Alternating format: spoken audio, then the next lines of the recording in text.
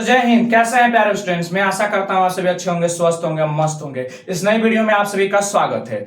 इस वीडियो के अंतर्गत हम क्लास 10th मैथ का 9 चैप्टर जिसका नाम है त्रिकोणमिति का अनुप्रयोग, वो आज हम स्टार्ट करने वाले हैं। इसका बिल्कुल यहां से बेसिक हम लोग स्टार्ट करेंगे।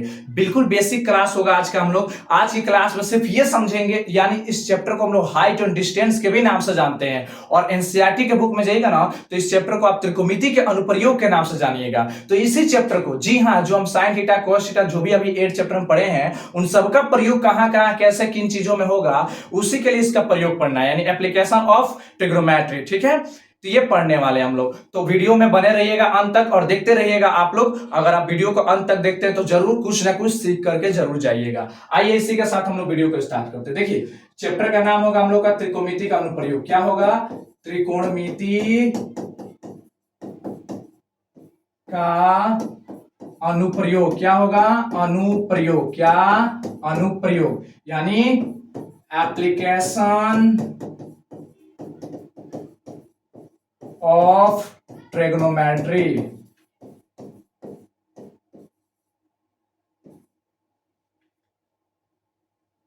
ट्रिगोनोमेट्री, ठीक है। त्रिकोणमिति का अनुप्रयोग पढ़ना है। त्रिकोणमिति का हमको क्या पढ़ना है? अनुप्रयोग पढ़ना है। क्या पढ़ना है जी? हमें त्रिकोणमिति का अनुप्रयोग पढ़ना है। ठीक है, चलिए। तो सबसे पहले इसमें हम लोग बेसिक ये समझेंगे ना। देखिए, सबसे पहले ध्यान दीजिएगा कि इस चैप्टर को पढ़ने के लिए आपको क्या क्या चीज का नॉलेज होना चाहिए। सबसे पहली बात, पिछला चैप्टर से आखिर क्या क्या चीजों को लेकर के आएंगे इस चैप्टर में, ताकि आपको आसान रहेगा पढ़ने में।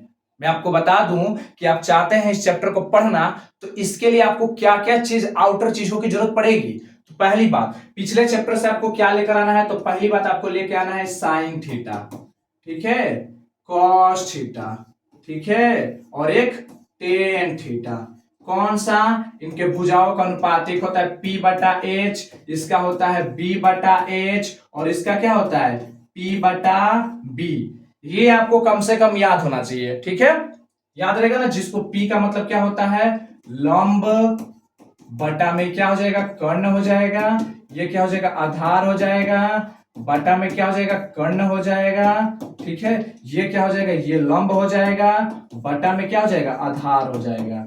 ये होता है इन सब का फॉर्मूला। ठीक है, चलिए। इसके बाद आपको क्या याद रहना चाहिए मेरे ख्याल से? तो आपको इन्हीं तीन का देखिए, 30 डिग्री, 45 डिग्री और एक 60 डिग्री, ये कम से कम इतने डिग्री का मान मालूम होना चाहिए। किसका किसका? तो कॉस थीटा का, सॉरी, साइन थीटा का, और एक टेन थीटा का। थीटा का जवाब पर क्या रहना चाहिए? 30 डिग्री, 45 डिग्री, 60 डिग्री, यानी cos 30 का मान, cos 45 का मान, cos 60 का मान, sin 30 का मान, sin 45 का मान, sin 60 का मान, tan 30 का मान, tan 45 का मान, और tan 60 का मान। इतना कम से कम आपको क्या होना चाहिए? याद रहना चाहिए। क्या आप लोगों को याद रहेगा? जरूर याद रहेगा। ठीक है, इतना चीज आपको लेकर के चलना है। कंप्लीट, क्लियर, कोई दिक्कत नहीं है ना। चलिए आगे चलते हैं। इसमें और ध्यान देंगे।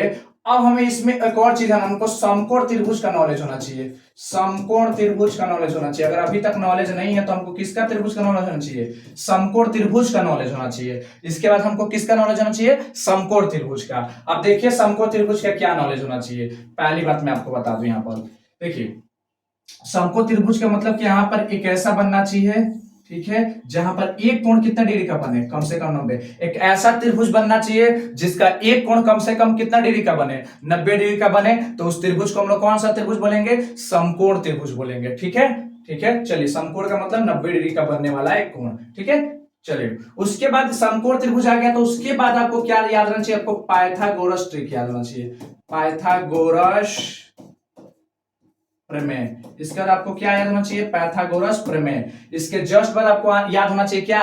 पाइथागोरस प्रमेय। इसके जस्ट बाद आपको क्या याद होना चाहिए? पाइथागोरस प्रमेय। बिल्कुल याद रहेगा। चलिए ध्यान दीजिएगा, क्या होता है पाइथागोरस प्रमेय का फॉर्मूला? कि कर्ण का स्क्वायर बराबर बराबर क्या होता है? लंब बराबर लंब का स्क्वायर प्लस आधार का स्क्वायर यही होता है ना, यानी होता है एच स्क्वायर बराबर P square plus B square. यही तो आपका होता है फॉर्मूला।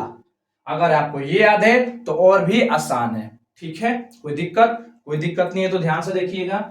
ठीक है,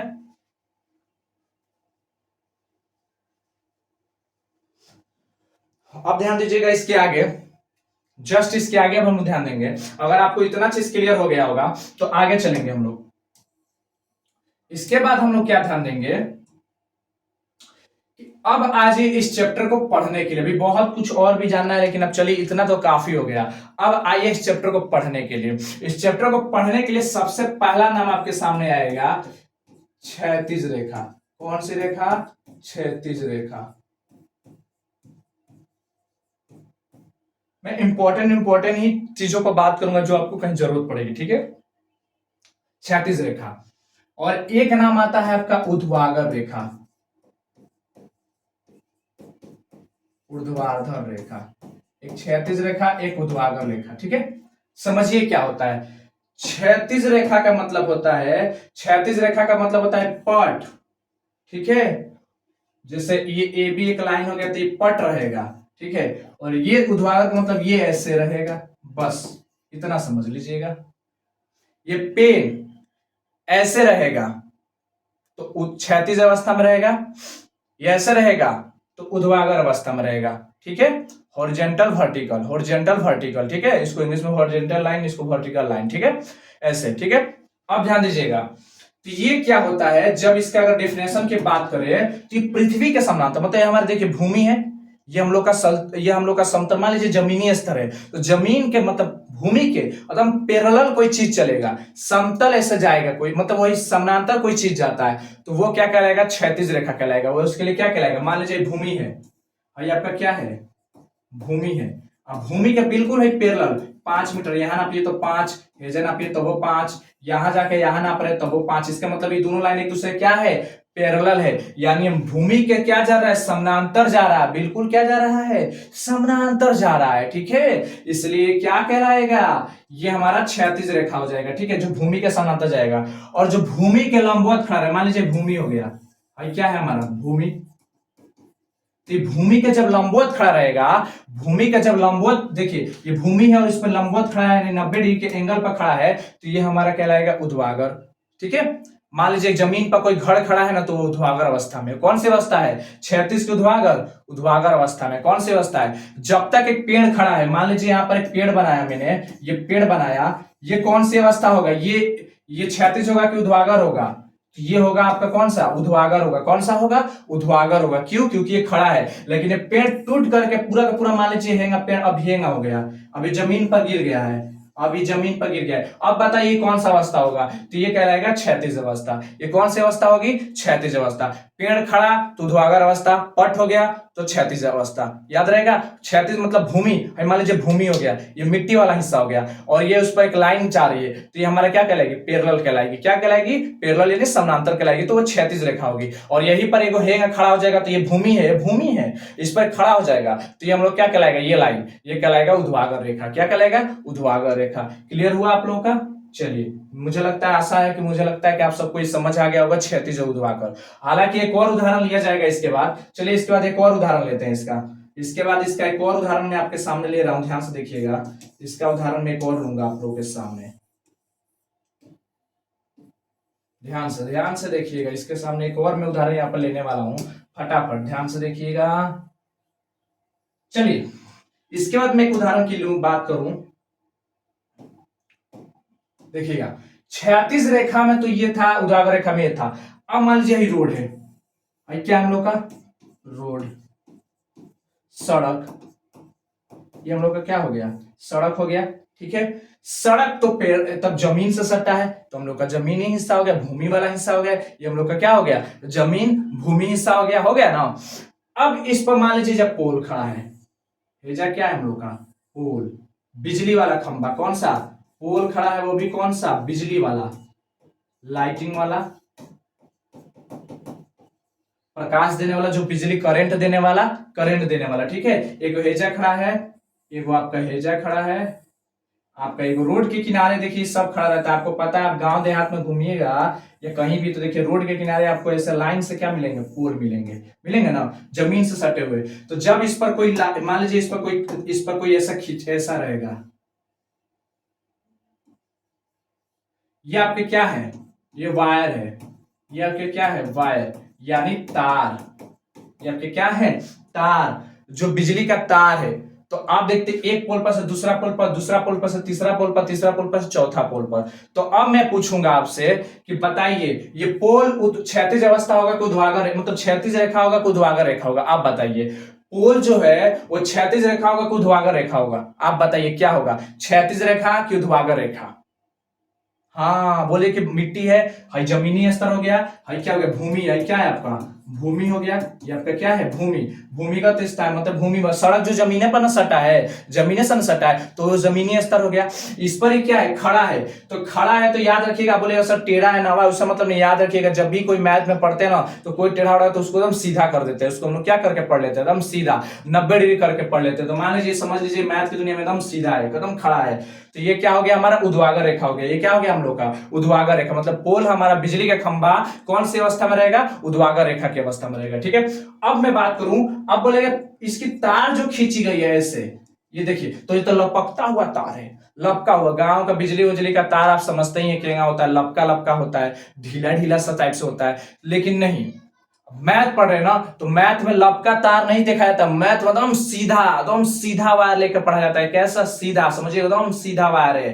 कल्पना कीजिएगा एकदम टाइट से, एक पोल से दूसरा पोल एकदम टाइट खींच कर रखा गया, मान लीजिए हेजा से एकदम पूरा टाइट, फिर हेजा से हाई टाइट, पूरा हेपर से हाई टाइट, हेपर से हेपर टाइट। तो अब बताइए, अब जो तार है, तार बताइए ऊर्ध्वाधर रेखा में है कि क्षैतिज रेखा में है, बताइए। तो लेकिन यस सर, ये हमारा होगा क्षैतिज रेखा, क्योंकि देखिए भूमि के पैरेलल जा रहा है, देखिए ये भूमि के बिल्कुल क्या जा रहा है, पैरेलल जा रहा है, मतलब बराबर दूरी से जा रहा है, एकदम ऐसे पट अवस्था में ऐसे जा रहा है। हमारा भूमि है और भूमि पे देखिए भूमि है, भूमि पर तो ऐसे करके जा रहा है, तो ये हमारा कौन सा अवस्था हो गया, क्षैतिज अवस्था हो गया, ठीक है। कौन सी अवस्था, क्षैतिज। पोल हमारा कौन सा अवस्था, तो ऊर्ध्वाधर रेखा हो गया, और क्षैतिज रेखा में कौन हो जाएगा, बिजली का तार हो जाएगा। क्लियर, चलिए ये क्लियर हो गया। इसके बाद और मैं बात करूं और आपको एक और उदाहरण की बात करूं। देखिए मैं पूरा, हम लोग आराम आराम से पढ़ेंगे, भले कई पार्ट में वीडियो बनेगा, लेकिन मैं आपको आराम आराम से बताऊंगा, समझ लीजिए बढ़िया से। मान लीजिए आपके सामने, ये आपके सामने एक पेड़ है और ये जमीन से लगा हुआ है, ये किससे लगा हुआ है, भूमि से क्या हुआ है, लगा हुआ है, मिट्टी से लगा हुआ है, आप सबने समझा। जब ये आंधी पानी आए, जब ये पानी तूफान आएगा, पानी या तूफान आएगा और ये पेड़ क्या हो जाएगा, टूट करके, ये अब मान लीजिए पेड़ है जो जमीन है और ये टूट करके गिर गया है, ये जमीनी हिस्सा है, जमीन पर टूट करके गिर गया है। तो बोलेगा सर तो नवा है, थोड़ी समानांतर पेड़ होगा। तो मैंने क्या बोला है, कोई वस्तु उसको एकदम सीधा लेके मानेंगे, हम क्या मानेंगे, सीधा, भले पेड़ टेढ़ा ऊंचा कुछ भी हो, उसको हम क्या मानेंगे, एकदम सीधा। तो ये पेड़ हमारा क्या हो जाएगा, इस तरह का एकदम सीधा हो जाएगा, सीधा। तो ये हमारा क्या हो रहा है, भूमि के बिल्कुल पैरेलल जा रहा है, समानांतर जा रहा है, हाँ। तो ये हमारा कौन सी अवस्था में हो गया, क्षैतिज अवस्था में। लेकिन हाई कौन सा अवस्था में होगा, ऊर्ध्वाधर। जब पेड़ खड़ा है तो ऊर्ध्वाधर अवस्था में, जब पूरी तरह से पट हो जाएगा तो कौन सी अवस्था में, क्षैतिज रेखा में बन जाएगा, ठीक है। तो क्षैतिज रेखा और ऊर्ध्वाधर रेखा, हालांकि आप लोगों को बहुत अच्छे से समझ आ गई होगी। चलिए उसके बाद आप बात करें, अब देखिए क्या होता है। अब इसमें तीसरा नंबर इसमें टॉपिक आपके सामने आएगा, तीसरा नंबर टॉपिक आप लोग इसमें ध्यान दीजिएगा। तीसरा नंबर टॉपिक अब इसमें क्या आएगा, अगला टॉपिक की बात करें हम लोग तो इसमें आएगा पाद बिंदु। बात करें तो इसमें बात करें पाद बिंदु, पाद बिंदु, ठीक है। पाद बिंदु की बात करें, मतलब पाद बिंदु का मतलब समझिएगा, कोई भी वस्तु, क्या, कोई भी वस्तु, कोई भी वस्तु जब क्या हो, खड़ा हो, कहां पर, भूमि पर। कहां पर खड़ा हो, भूमि पर खड़ा हो, कहां पर खड़ा हो, भूमि पर खड़ा हो। जब ये भूमि पर कोई खड़ा हो और वहां से मान लीजिए खड़ा है, मान लीजिए कोई चीज है, ये मान लीजिए मीनार है, ये हम लोग क्या समझ लें, मीनार है, ये क्या हम लोग का मीनार। चलिए अच्छे से बना देते हैं, भूमि हो गया और भूमि पे इसको खड़ा करते हैं, कोई चीज खड़ा करते हैं, ठीक है। ये हम लोग का खड़ा हो गया, ठीक है, ये खड़ा हो गया, ठीक है। ये हम लोग का कौन सा हिस्सा, भूमि वाला हिस्सा हो गया, ठीक है। ये हम लोग का मिट्टी एकदम बराबर वाला हिस्सा हो गया। इस पर एक खड़ा है, तो ये खड़ा है तो ये कौन सी अवस्था में होगा, ऊर्ध्वाधर रेखा में होगा। कौन सी रेखा में होगा, ऊर्ध्वाधर रेखा में। अब जब भी इसकी देखिए, इसका जो निचला किस पर ही खड़ा है, मतलब कहां पर इसका सबसे जो निचला हिस्सा होगा, जिस पर ही खड़ा है, जिस पर ही खड़ा है वही इसका पाद बिंदु, मतलब यहां पर है ना, ये सबसे निचला हिस्सा, तो यही इसका क्या कहलाएगा, पाद बिंदु यहाँ, ये इसका क्या कहलाएगा, यही इसका पाद बिंदु कहलाएगा, यही इसका क्या कहलाएगा, पाद बिंदु कहलाएगा। यानी इसका मैथ की दुनिया में इसको बनाएंगे चित्र, देखिए क्या बनेगा। मैथ की दुनिया में इसको जब हम चित्र बनाएंगे, ध्यान दीजिएगा, जब मैथ में बनाएंगे तो इसको कैसे खींचेंगे, एक लाइन खींच देंगे, जो भूमि हो गया एक पर खड़ा कर देंगे। तो देखिए इसका क्या होता है ना, इसका ध्यान दीजिएगा, इसकी जो लाइन खींची जाती है, इसकी जो लाइन एकदम सीधा एकदम बीच में से खींची जाती है। जब भी इसकी ऊंचाई नापनी हो, याद रखिएगा, जब भी इसका क्या नापना हो, हाइट, तो एकदम बीच से नापा जाता है, बीच सेंटर लेकर एकदम सेंटर एकदम सीधा, वही आपका क्या हो जाता है, एच हो जाता है। ये भी आपका क्या हो जाता है, एच, यानी हाइट हो जाता है, ऊंचाई हो जाता है। ठीक है, तो इसलिए इस चैप्टर का नाम हाइट एंड डिस्टेंस भी पढ़ा है, देख लीजिएगा, इसी कारण इसका ऊंचाई एंड डिस्टेंस भी नाम। आप प्राइवेट बुक में देखिएगा हाइट एंड ऊंचाई, ऊंचाई और दूरी ऐसे करके चैप्टर का नाम दिया होगा, यानी हाइट एंड डिस्टेंस करके चैप्टर का नाम दिया होगा। तो मान लीजिए ये आपका भूमि हो गया, ठीक है, भूमि हो गया, और भूमि के यहाँ पे ये वाला जो हिस्सा होगा, ये वाला हिस्सा, यही आपका क्या कहलाएगा, पाद बिंदु कहलाएगा। और ये क्या खड़ा है, ये मान लीजिए इसको हमने मीनार बोल दिया, सॉरी इसको हमने टावर बोल दिया, ये हम लोग का क्या है, ओहो, ये हम लोग का मान लीजिए टावर है, ये हम लोग का क्या है, टावर है। तो ये हम लोग का क्या कहलाएगा, ये भी हम लोग का क्या है, टावर। तो ये मैथ में टावर हो गया, ये हम लोग का कैसा टावर हो गया, मैथ में जब एकदम सीधा करके बनाएंगे और भले चित्र में ऐसा बना है, ठीक है। तो ये हम लोग का टावर हो गया, और टावर के जो यहाँ का हिस्सा है ना, वही पाद बिंदु होगा। अब इसी में एक और नाम आपके सामने आएगा, शीर्ष बिंदु। यहीं पर मैं आपको बता दूं कि यहीं पर एक और नाम आने वाला है, जिसका नाम है शीर्ष बिंदु। क्या नाम आएगा, शीर्ष बिंदु। क्या आएगा नाम, शीर्ष बिंदु। अब मैं बात करूं, यहाँ पे एक और नाम आपके सामने आने वाला है, जिसका नाम है शीर्ष बिंदु। अब मैं शीर्ष बिंदु की बात करूं, देखिए ये इसका पाद बिंदु होगा, तो इसका शीर्ष बिंदु मालूम है कौन होगा, हाई होगा। इसका शीर्ष बिंदु कौन होगा, ये जो सबसे इसका सबसे ऊपरी जो सिरा होता है ना, सबसे ऊपर वाला, वही इसका क्या कहलाएगा, शीर्ष बिंदु। या इसका क्या कहलाएगा, सबसे ऊपरी सिरा, जो सबसे इसके ऊपर वाला होगा, वही इसका क्या कहलाएगा, शीर्ष बिंदु कहलाएगा। इसका क्या कहलाएगा, शीर्ष बिंदु। यानी इस टावर का देखा जाए तो ये सबसे वाला ऊपर वाला हिस्सा ही क्या है हमारा, शीर्ष बिंदु, और नीचे वाला हिस्सा पाद बिंदु। तो याद रखिए, पाद बिंदु मतलब सबसे नीचे वाला हिस्सा जिस पर खड़ा है। देखिए इसका हम पूछेंगे, इसका बता रहे, ये देखिए यहाँ पर खड़ा है, ठीक है, तो इसका पाद बिंदु का होगा, तो ये इसका पाद बिंदु, इसका शीर्ष बिंदु, तो है इसका शीर्ष बिंदु। अब इसको घुमा देते हैं, अब बताइए, अब इसका पाद बिंदु कहाँ है, तो बोलिएगा है ना, ना, इसका पाद बिंदु है, इसका शीर्ष बिंदु है, इसका पाद बिंदु है, शीर्ष बिंदु। तो जो जमीन से सटा है वो पाद बिंदु, और जो सबसे ऊपर वाला सिरा है वो इसका शीर्ष बिंदु, ठीक है। हालांकि मैं उम्मीद करता हूं कि आप सबको यहाँ तक वीडियो समझ आ रहा होगा, अच्छे से क्लास समझ आ रहे होंगे। मिलते हैं फिर से नेक्स्ट वीडियो में, अगले पार्ट में, आगे की जानकारी के लिए। तब तक के लिए जय हिंद, जय भारत।